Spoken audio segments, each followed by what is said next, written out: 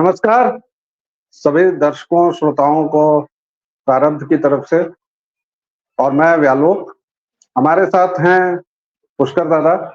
और आज हम लोग बातचीत करेंगे कट्टर ईमानदार दिल्ली के मुख्यमंत्री अभी तक जो बने हुए हैं जबरन, जिन्होंने अभी तक इस्तीफा नहीं दिया है और जिनकी आत्मा अभी बाहर भटक रही है दिल्ली वालों के पास, और शरीर मात्र जेल में है। आज उनके लिए तथाकथित विपक्षी गठबंधन के यानी चोरों लुटेरों के 80 नेता इकट्ठा हुए हैं। 28 दलों के लोग उसमें शामिल हैं और रामलीला मैदान में बहुत बड़ा हुंकार, बहुत बड़ी रैली की जा रही है। इस पर आज हम लोग बातचीत करेंगे। सवाल जवाब का फॉर्मेट नहीं रहेगा। दादा, क्या चल रहा है मामला? केजरीवाल जी के साथ ये सब क्या हो रहा है? चल ये रहा है कि केजरीवाल जो है जिस यात्रा पे निकले थे वो अपने गंतव्य पे पहुंच रहे हैं। ये अलग बात है कि उनको जब वो चलना चालू किए थे तो उनका जो है अंतिम पड़ाव जो वो सोच के निकले थे वो वहां तक नहीं पहुंच पाए और बीच में ही जो है उनकी यात्रा बाधित करके जो है इस वक्त वो ईडी की हिरासत में है। और मेरा अपना मानना ये है कि ये हिरासत अभी और बढ़ती जाएगी और बहुत आत्मा भले उन केजरीवाल की आपसे हमसे मिलती रहे, लेकिन उनका शरीर जो है अभी लंबे समय तक जो है शिक्षकों के पीछे रहने वाला है। अब जो केजरीवाल से के हुआ बहुत देर से हुआ, ये बात लोग कह सकते हैं, क्योंकि तुम्हारे ऐसे लोग, हमारे ऐसे लोग तो इसको 2014 में ही पढ़ लिए थे, जब 2013 में इसने दिल्ली में बनाई थी उससे पहले। और जब से इनफैक्ट जब से उसने पार्टी बनाई थी तब से बात समझ में आने लगी थी। लेकिन ये था उस वक्त जो है उतरे सूचनाओं का भी अभाव था। दूसरा, हम एक ट्रांजिट फॉर्म से भी निकल रहे थे। यूपीए की एक बड़ी 10 साल हम लोग पिछले थे। इंडिया अगेंस्ट करप्शन का एक आंदोलन अन्ना के नाम पे हुआ, सब कुछ था, लेकिन उस पूरी चीज को कोरिलेट हम उस वक्त जो विश्व में और जगह हो रहा था उससे नहीं कर पा रहे थे। लेकिन जैसे जैसे हम लोगों का शक उस पर बढ़ता गया कि ये जो है जो कुछ भी है ये स्वनिर्मित नहीं है, भारतीय वातावरण का नहीं है, और जो बाद में इसकी हरकतें हुई उससे जो है जो अर्बन नक्सल का जो उस पर लगा ठप्पा, फिर उसके बाद जो है ये अगले 2-3 सालों में, मतलब 2019 से पहले ये बिल्कुल क्लियर हो गया था कि अरविंद केजरीवाल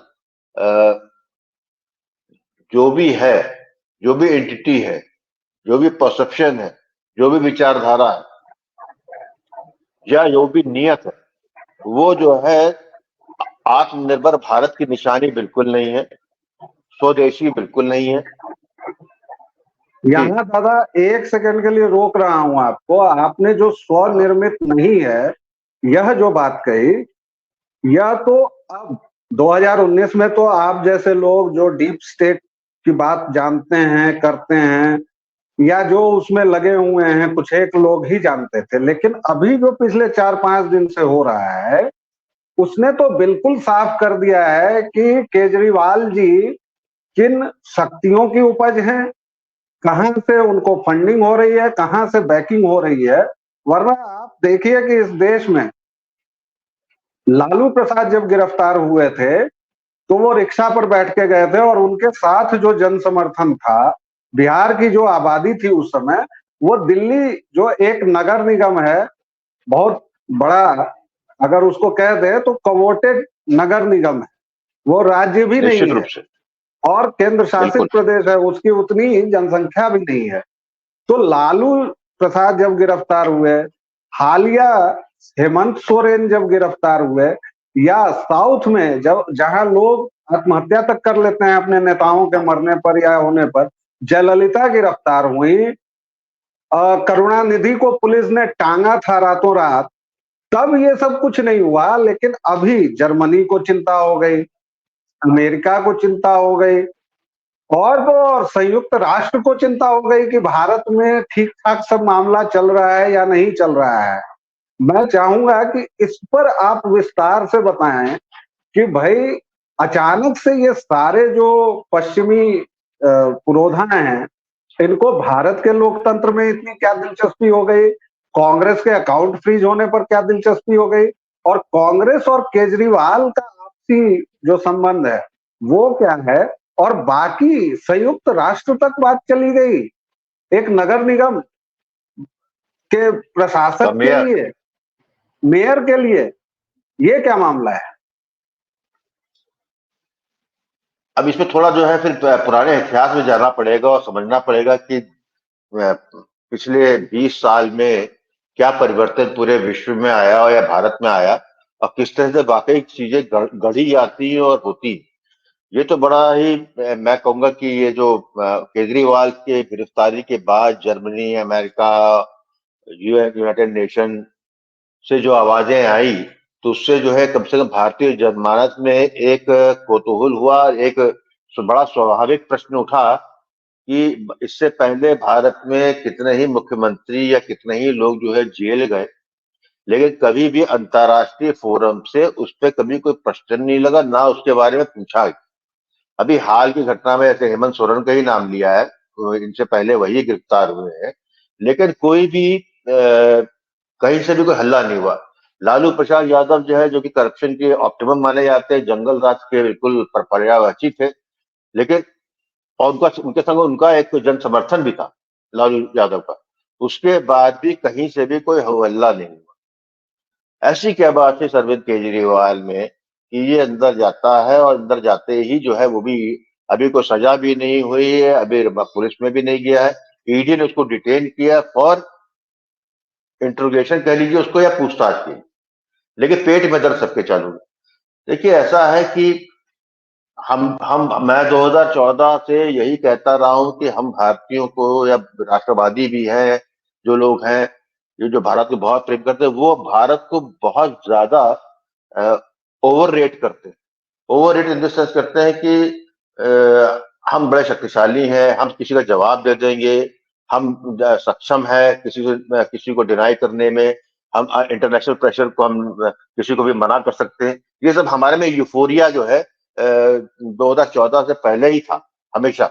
लेकिन हकीकत यह है जब रियल पॉलिटिक्स होती है या जो जियो पॉलिटिक्स होती है, उसमें जो है आप जो है जब तक अपने पैरों पर नहीं खड़े तब तक आप हमेशा किसी न किसी वर्ल्ड पावर के या बिजनेस इंटरेस्ट के अंदर दबे रहते, विशेषतः तब जब आपकी राजनीतिक धारा जो है भ्रष्टाचार से संलिप्त हो चुकी हो, जब जहां पर राष्ट्रीय नेतृत्व आपका या राजनीतिक नेतृत्व किसी भी, चाहे जाति के नाम पर या किसी के नाम पर, वो यदि भ्रष्ट है तो सबसे ज्यादा कह सकते हैं कि प्रोबेबिलिटी बड़ी हाई होती है कि आप जो है विदेशी शक्तियों के सामने आप हाथों हाथ खेल जाए।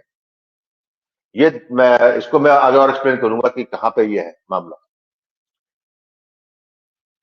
भैया लोग, आपको ध्यान होगा, दर्शकों को भी याद होगा कि सन 70 के दशक से ये बात बड़ी आम थी, और उसके बाद में जब सोवियत रशिया भरभरा के गिर गया और वहां से जो जितने क्लासिफाइड डॉक्यूमेंट सामने आए, उसमें बड़ा स्पष्ट हो गया था कि 60 के दशक 70 दशक में केजीबी सोवियत रशिया की जो वजह थी, वो जो है पैसा देती थी, कांग्रेस पैसा लेती थी, केजीबी लोगों को चुनाव लड़वाती थी, भारतीय कम्युनिस्ट पार्टी पैसा लेती थी उनके, और पैसा ही नहीं लेती थी, उनका निर्देश भी लेती थी।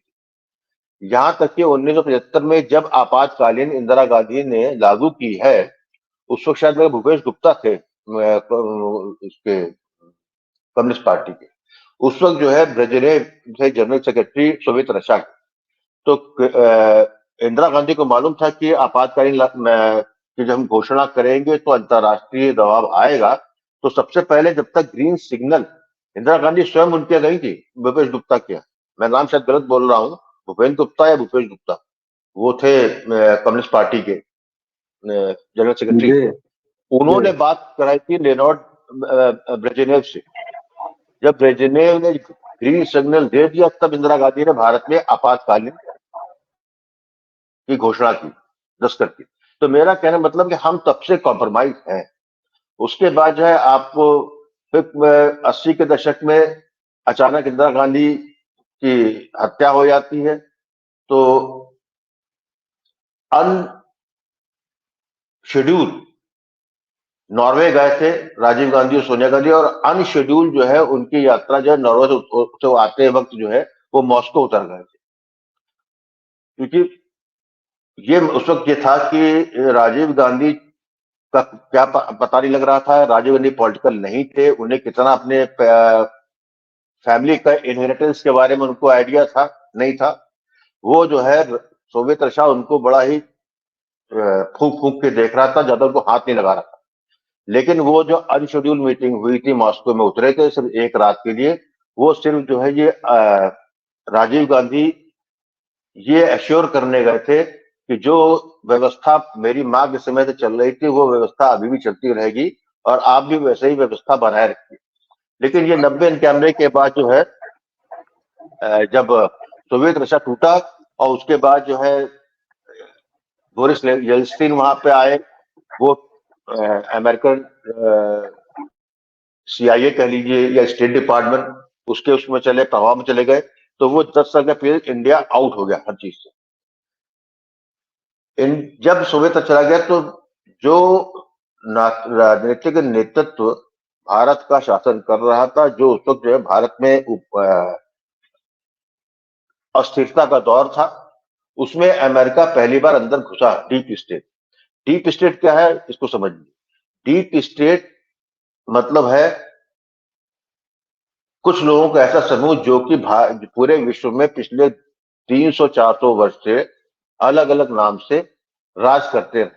जब जो है नेशन थ्योरी नहीं थी, साम्राज्यवाद था, किंगडम्स थे, वो जो है कॉलोनी बनाते थे, एक्सप्लॉइट करते थे, और वो पैसा जो है यूरोप में आता था। जहां से यूरोप का उत्थान हुआ, उसके बाद जो है वही यूरोपियन अमेरिका गए, अमेरिका का उत्थान हुआ स्लेवरी से। तो अल्टीमेटली जब सेकेंड वर्ल्ड वॉर के बाद जब एक मुश्त कैपिटलिज्म और का कैपिटल मार्केट का जो है इकोनॉमी का दौर आया, तो जितने MNC बनी या बड़े वो थे, वो CIA, अमेरिका का स्टेट डिपार्टमेंट, ये एक समझ लीजिए कि एक गठजोड़ बना, और उसके सहारे उन्होंने जो है उपनिवेशवाद तो खत्म कर दिया था, लेकिन शोषण का जो तरीका था उपनिवेशवाद का, वो थर्ड वर्ल्ड कंट्री पे जारी रखा उन्होंने।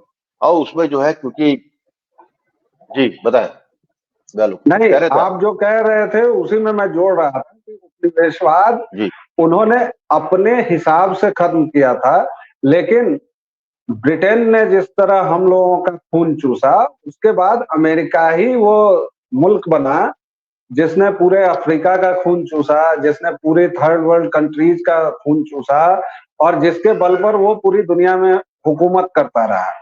मैं अपने दर्शकों श्रोताओं के लिए आपकी डीप स्टेट की परिभाषा को बहुत आम भाषा में, चूंकि मैं एक पत्रकार हूं तो मैं बहुत आम शब्दों में उसको बताना चाहता हूं कि डीप स्टेट से मतलब, इसको कुछ लोग कहते हैं कि कॉन्स्पिरेसी थियरिस्ट लोग इसको बताते हैं, यानी कि जो लोग हर एक बात में षड्यंत्र देखते हैं। लेकिन डीप स्टेट आपके समय की एक सच्चाई है दर्शकों श्रोताओं, और वह कुछ लोगों का ऐसा समूह है, जो दादा ने बताया वही बात है, जो सत्ता चाहे किसी पार्टी की हो, किसी दल की हो, किसी भी देश में हो, लेकिन शासन उन्हीं का चलेगा। और वैसे ही लोग, कभी इंदिरा गांधी को KGB पैसा देती थी, इंदिरा गांधी के मंत्रिमंडल को, मोरारजी मंत्रिमंडल को, और ये सारा मित्रोखिन आर्काइव्स में बड़े सुनहरे अक्षरों में लिखा गया है, ये डॉक्यूमेंटेड है। इसलिए इसको आप अगर थोड़ा सा गूगल करेंगे, मित्रोखिन आर्काइव्स किताब की शक्ल में भी है, थोड़ी महंगी किताब है लेकिन वो मिल जाती है और मोटी भी है। तो उसमें आपको पूरा आपके पैरों से जमीन खिसक जाएगी कि ये भारत को 30 साल में ही बेचने का इन नेताओं ने कितना बड़ा काम कर लिया था, और उसमें कोई कहीं पीछे नहीं रहा था। अब की जो स्थिति है वो दिक्कत इसलिए हो रही है कि अभी जो भारत में शासन है वह तथाकथित दक्षिणपंथी है, वह राष्ट्रवादी है और वह इन लोगों के सामने झुकने से इनकार कर रहा है और इनके जो प्यादे हैं उन प्यादों पर भी कहर बरसा रहा है। इसीलिए आप देखिएगा कि केजरीवाल के जो सबसे दाहिने हाथ हैं वो कभी लंदन जा रहे हैं, वो वहीं रुक जाते हैं, उनकी पत्नी अकेले आ जाती हैं। तो ये सारी बातें हैं, इसको मैंने थोड़े आसान शब्दों में समझाया है। दादा आप कंटिन्यू कीजिए, आप कुछ कह रहे थे। हाँ, नहीं तो उसके बाद जब बीच में अटल बिहारी वाजपेयी की गवर्नमेंट आई, लेकिन वो भी गवर्नमेंट जो है वाजपेयी जी की थी जरूर, लेकिन वो एनडीए की गवर्नमेंट थी, लेकिन उसके अंदर जो है गठबंधन की सरकार थी। और जब भी गठबंधन की सरकार होती है तो जो है कोई भी शक्ति हो उसको डील करना बड़ा इजी हो जाता है, क्योंकि फिर कोई आपकी कोई एक पॉलिसी बन नहीं सकती। 2004 में जब वाजपेयी जी का पराभव हो गया, बीजेपी हार गई, एनडीए की जगह यूपीए आई, तो देखा जाए तो पहली बार जो है सोनिया गांधी अपने as a independent personality, as a independent political equipmentship, वो जो है राजनीति की धुरी बनी भारत। वो प्रधानमंत्री नहीं थी, लेकिन वो प्रधानमंत्री से ज्यादा शक्तिशाली थी। उसी में जो है नेशनल एडवाइजरी काउंसिल बनाई गई और उसका चेयरमैन सोनिया गांधी को बनाया गया। वो डिफैक्टो प्राइम मिनिस्टर थी, जिसकी जिनके बिना किसी हुक्म के कोई भारत सरकार को कदम उठा नहीं सकती थी, लेकिन किसी भी फाइल पे उनके दस्तखत नहीं होते थे। और उस नेशनल एडवाइजरी काउंसिल में सारे एनजीओ वाले थे, या तो मिशनरी के लोग थे या एनजीओ थे। सोनिया गांधी का बेसिकली जो है वेटिकन के संबंध रहा था, सबसे वो आई थी। और जब वो इंदिरा गांधी की बहू बनी मिड 70 में आपातकालीन आई, उसके बाद ही जो है मदर टेरेसा को जो है बढ़ावा में दिया गया, उनको अब भारत के अभिजात वर्ग में प्रतिस्थापित किया गया। और जो है उस जब उनके पति राजीव गांधी प्रधानमंत्री बन गए, तब पहली बार जो है पोप का आना, और जो वेटिकन में जो पोप का जो होता है क्रिसमस वाला, उसका जो है लाइव टेलीकास्ट करना, ये सब चीजें उन्होंने सॉफ्ट पावर से किया। लेकिन क्योंकि इस खानदान का बेसिकली पेट्रोल या उसकी ऊर्जा वो जो है मॉस्को से थी, तो ये केवल धर्म पे आधारित मामला इनका था सोनिया का। 2004 में जब ये आई तब तक सोवियत रशिया खत्म हो चुका था, लेकिन उसे खत्म होने के बाद ये जो है ऑलरेडी डीप स्टेट के प्रभाव में थे, क्योंकि जो उनके एडवाइजरी काउंसिल में लोग थे, जितने एनजीओ थे, उसकी सारी फंडिंग, ज्यादातर लोगों की फंडिंग जो है उसी अमेरिका से होती। और चाहे वो फोर्ड से हो, चाहे रॉकफेलर से हो। जॉर्ज सोरोस का तो बात बहुत बहुत छोटा, उसमें बहुत छोटा तो नहीं कहूंगा, लेकिन जॉर्ज सोरोस का नाम अब जाकर जो है आने लगा है। पहले वो हमेशा पर्दे के पीछे रहता था, बाकी सारे काम ये जो रॉकफेलर ये। अब इनका काम क्या था? काम ये होता था कि आपको जो है मनमाफी सरकार थी, कर रही थी, लेकिन 2008 में कांग्रेस ने एक समझौता कर लिया कम्युनिस्ट पार्टी ऑफ चाइना से, जिसका जिसका एक एग्रीमेंट किया, जिसके जो तक आज तक सामने नहीं है। वहां से कान खड़े हो गए थे इनके, या उनको पूरा कभी भरोसा था नहीं, क्योंकि जब आप चोर होते हैं, बेईमान होते हैं, कमजोरियां होती हैं, तो आप दबाव में रहते हैं, वो अलग बात है। तो कह सकते हैं ये डीप स्टेट का या स्टेट डिपार्टमेंट का प्लान ए तो गांधी परिवार था। उन्होंने विरासत अपनी दी राहुल गांधी को, और इसके लिए बहुत, मुझे जितना डेमोक्रेसी की बात करती है अमेरिका, लेकिन उसको पसंद आता है जहां पे अधिनायकवाद हो, डिक्टेटरशिप हो, या हेरेडिटरी राजनीतिक हस्तांतरण हो पावर का, वो उनको डील करना इजी होता। उनको ट्रू डेमोक्रेसी उनके लिए बड़ी परेशानी का सबब बनता। उसी पीरियड में हमेशा जब ये लोग काम करते तो एक प्लान बी लेकर चलते, हमेशा।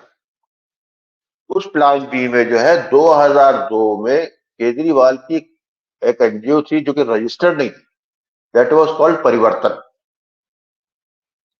उसी के थ्रू आरटीआई का करके जो वहां आया, और इसको जो है कैश दम यज्ञ कर सकते हैं, क्योंकि ये आईआईटी करने के बाद इसने जो इंटर्नशिप की है ये मिशनरियों के साथ की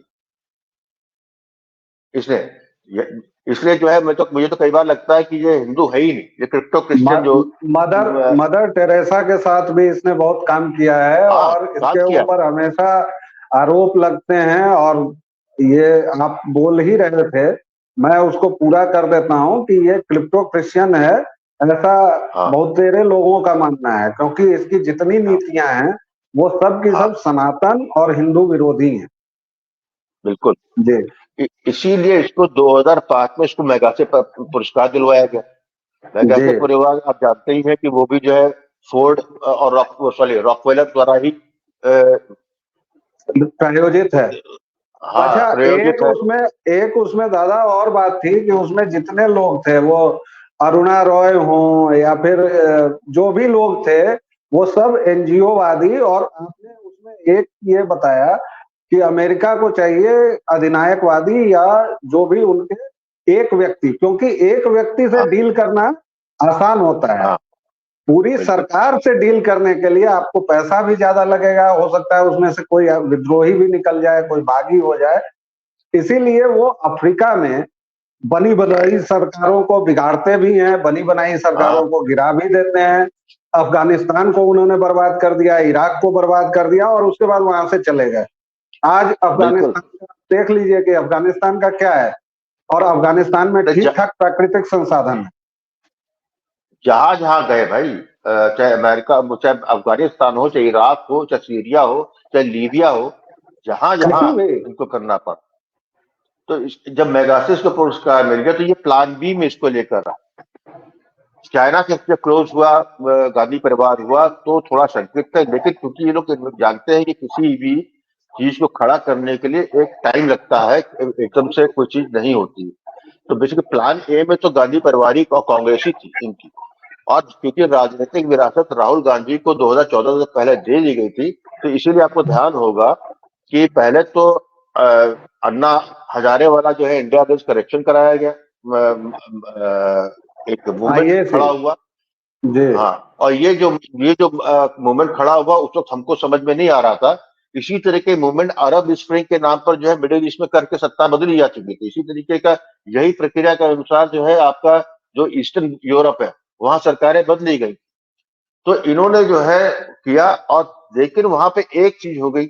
उनका ये था कि बेसिकली इनका ये था कि यूपीए गवर्नमेंट जो है, यदि उनका उत्तराधिकारी, मैं समझता हूँ सरकार इतने शताब्दियों से वो राज करते रहे हैं, तो उनका जो असेसमेंट होता है फ्यूचर के बारे में या पर्सनैलिटी के बारे में, हम लोग तो पप्पू पप्पू कह के हम लोग समझे राहुल गांधी को, लेकिन मैं समझता हूं कि उनको भी इसका बात में पूरी तरीके से उनका फिजिकल प्रोफाइल इनको मालूम था कि ये जो है लंबी रेस का घोड़ा नहीं, इसे नंबर 2 टीम तैयार करनी पड़ेगी। इस चक्कर में जो है कांग्रेस, इसलिए आपको पैन इंडिया जब उन्होंने बनाया, पार्टी बनाई है, तो बाकी भारत में जितने भी दल, कम्युनिस्ट पार्टी खत्म हो चुकी थी, कोई भी पैन इंडिया नहीं, सब ज्यादा क्षेत्रीय पार्टी थी एक्सेप्ट बीजेपी। लेकिन बीजेपी सरकार में नहीं आएगी क्योंकि उसका दक्षिण में नहीं है, केवल काउ बेल्ट की पार्टी है। ये फिलॉसफी यहाँ से जितने इंटेलेक्चुअल थे फीड करते थे, क्योंकि रिपोर्टें जो बनती थी यही के लोग बनाते। तो उस डीप स्टेट को कभी ये नहीं था कि कोई आ सकता। 2014 में जब मोदी आ गए तो वह एनोमली थी, वहां पे उनका प्लान थोड़ा बिगड़ा।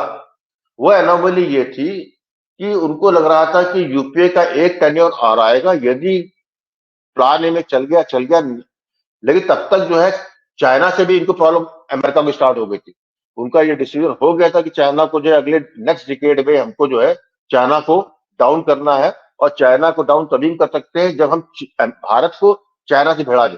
लेकिन क्योंकि गठजोड़ कांग्रेस का चाइना से हो गया, इसलिए उन्होंने पूरा शक्ति लगा दी अपने प्लान बी को बढ़ाने में।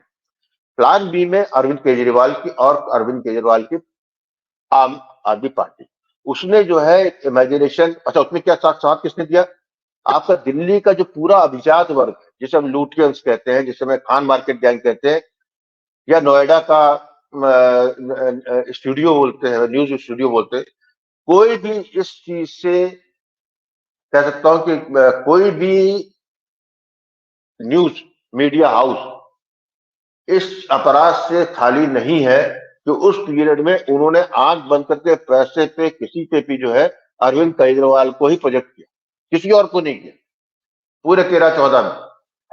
नहीं, वो तो याद है ना कि ये तो बहुत क्रांतिकारी हो गया। आज जो यूट्यूब पर क्रांति फेर रहे हैं, एक संपादक तो बाकायदा अपने दफ्तर में बैठ के आम आदमी पार्टी का ड्राफ्ट ही लिख रहा था, संविधान ही लिख रहा था। एक कवि महोदय प्रोफेसरी छोड़ के कविताएं लिख रहे थे, और जब वो करते थे तो तुम लोगों ने मुझे गंभीर बना दिया है, तुम लोग बहुत बदमाश हो, दुष्ट हो, हैं। तो ये जो पाप है, ये जो पाप कर्म है, ये तो आपने सही कहा कि वो लुटियंस मीडिया से लेके लुटियंस जो आईआईसी में शैंपेन जैसी खनखनाती अंग्रेजी के साथ जो अभिजात वर्ग था, उन सब का किया धरा है। और अब हम इसको कंक्लूड करने की ओर बढ़ेंगे। अभी जब ये पंजा कस दिया गया है, अब आगे कैसे देखते हैं इन तमाम इसमें बस इसमें ये 2014 से 2019 का आपका यदि काल याद कीजिए, अवार्ड असहिष्णुता, अवार्ड वापसी, ये सब चीजें चालू हुई है। तो ये मान के था कि ये जिस तरह वाजपेयी जी अनॉमली हुए थे, उसी तरह मोदी भी होगा। प्रॉब्लम मोदी से उनको और ये थी, मोदी की जब भी भारत में कोई प्रधानमंत्री बनता है या कोई महत्वपूर्ण आता है, तो उस वक्त एक डोजियर तैयार होता है अमेरिका में, हर जगह होता है एक्चुअली में, और स्पेशली अमेरिका में तो ये है कि एक डोजियर सीआईए जो है, स्टेट डिपार्टमेंट जो है प्रेसिडेंट ऑफ अमेरिका को देता है जिससे बात करनी थी। प्रॉब्लम ये थी कि उस फाइल में जो मोदी के नाम पर फाइल थी, उसमें जो है 2002 गोधरा के अलावा कुछ था ही, तो उसकी स्लेट क्लीन थी, इसलिए जो है कोई ब्लैकमेलिंग, आर्म ट्विस्टिंग काम नहीं कर रही थी। फिर उसके बाद जो उनका 2019 में लग रहा, इसीलिए आपको ध्यान होगा कि पूरे 2019 के चुनाव में पूरे इंटरनेशनल एरेना में और खुद हमारी मीडिया क्या ये मान के चल रहे थे कि 2019 में जा रहे हैं। जब आया तो पता लगा मोदी से ज्यादा पावरफुल हो गया। इसीलिए आप ध्यान दीजिएगा 2019 में मई में हम जीतते हैं, मोदी जी दोबारा जीतते हैं, और उसी 2019 को नवंबर के महीने में जेपी मॉर्गन की मीटिंग होती है, जेपी मॉर्गन काउंसिल की, और उसमें जो है पहली बार हेनरी किसिंजर, उस जमाने में उसकी उम्र रही है, तो मर गया वो, 90 के ऊपर ही था, वो व्हील चेयर पे आया था। टॉनी ब्लेयर था, ऑस्ट्रेलिया का prime minister, ex prime minister था, और वो एक्स वो थी secretary of state Kandola rice. मतलब ये सब जितने जो बनाते हैं बिगाड़ते हैं, वो सत्य पहली बार नवंबर 2019 को मोदी जी का से आदमी को समझाया ये है क्या चीज। और 45 मिनट की एक मीटिंग हुई थी पीएम हाउस में, किसिंजर की और मोदी की 1-to-1, जिसके बारे में कभी कोई बात नहीं हुई, ना मोदी ने की ना किसिंजर ने। वो था पहला इंडिकेशन कि वो जो है तौल रहे थे, तौलने के बाद समझ गए कि अब इसके साथ हाथ मिलाना। तो 2024 में हुआ क्या है लोग, जो मैं कंक्लूड कर रहा हूं तुमको, और ये जो घटनाएं आपको देख रहे क्या हुआ। जब डीप स्टेट में जब नया वर्ल्ड ऑर्डर आ रहा, बात चालू हो गई थी 2019 से पहले, तो आप जानते हैं कि जो आदमी ट्रेडिशनल तरीके से चला आ रहा है, तो कई लोग बदलाव को स्वीकार नहीं करते। ये डीप स्टेट में भी, डीप स्टेट में जो पुराने जो 200 साल 300 साल पुराने खानदान है या बिजनेस हाउसेज है या बैंकर्स है, उसमें से एक धड़ा जिसमें सोरोस का नाम विशेषता आता है, वो जो है अनकंफर्टेबल था व्हाइट सुपीरियरिटी में, कह लीजिए इसको, कि कोई जो है हम किसी के अंडर या कोई हमसे बराबर में बात करें। इसलिए जॉर्ज सोरोस का नाम सबसे ज्यादा या सबसे ज्यादा पब्लिकली, बाकी लोग कोई बात पब्लिकली बात नहीं करता है एक्सेप्ट जॉर्ज सोरोस के, काम वही करते हैं, पीछे करते हैं। उस वहां पर क्या हुआ कि अब कहानी ये हो गई कि मोदी को हम बाद लोग उसको स्वीकार नहीं करेंगे, फैक्ट ये कि 2024 में मोदी उस टेबल पे है जिसे डीप स्टेट कहते हैं। जो टेबल है उस टेबल में भारत को खाने के लिए पहले उस टेबल में मेन्यू में भारत का खाना होता था, अब आज की तारीख में स्वयं भारत का प्रधानमंत्री उस टेबल में एक हिस्सा है। ये लोगों को स्वीकार नहीं है। इसीलिए ये जो आपका अरविंद केजरीवाल है, आपको आयरनी देखिए, अरविंद केजरीवाल पे जब हो रही है जेल जा रहा, उसी वक्त बिल गेट यहां बैठा हुआ है। बिल गेट नई डीप स्टेट का या नए वर्ल्ड ऑर्डर का सबसे बड़ा खिलाड़ी है, सबसे बड़ा फाइनेंसर है, वो यहां बैठा हुआ है। क्यों बैठा भाई वो? और बाकी अब दोनों बातें हो रही है वो इंटरनेशनल मैसेजिंग के लिए। तो ये लड़ाई पुरातन पंथी और नए पंथी के संघर्ष का, ट्रांजिट फेज का, जिस तरह हमारे यहाँ ट्रांजिट फेज है सनातन का, भारत का, उसी तरह डीप स्टेट के भी ट्रांजिट फेज है। उसमें अरविंद केजरीवाल का मृत्यु निश्चित है, क्योंकि जब हाथी लड़ते हैं तो घास उसमें चली आती है। तो अब प्लान ए खत्म हो चुका, प्लान बी भी फ्लॉप कर गया। क्योंकि आज जो आवाज इसलिए आ रही है, देखिए भारत कभी ये नहीं कहेगा, जैसे पुन्नू है, आपको आश्चर्य होना चाहिए, भाई पुन्नू 131 करोड़ की बात कर रहा है, वो काहे अचानक बात करने लगा? सबको ऑब्वियस था, सबको मालूम वो सीआईए की एजेंट है।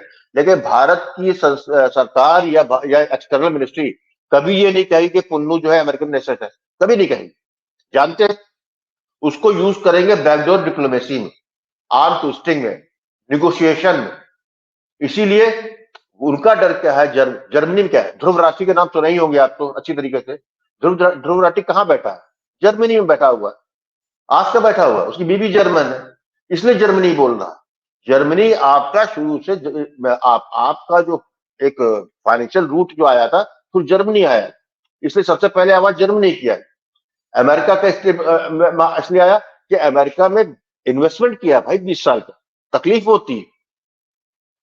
फिर ये भी है कि हम बोल रहे हैं तो अब इसको पब्लिक, क्योंकि पब्लिकली यदि भारत ये कह देता है कि अरविंद केजरीवाल सीआईए का एजेंट है, कभी नहीं कहेगा भारत, बिल्कुल नहीं, नो नो। और इसीलिए यही इसको जो है, हाँ, इसीलिए ये फंसेगा जो है अमानत में खयानत जो होती है, सरकारी धन में दुरुपयोग, उसमें।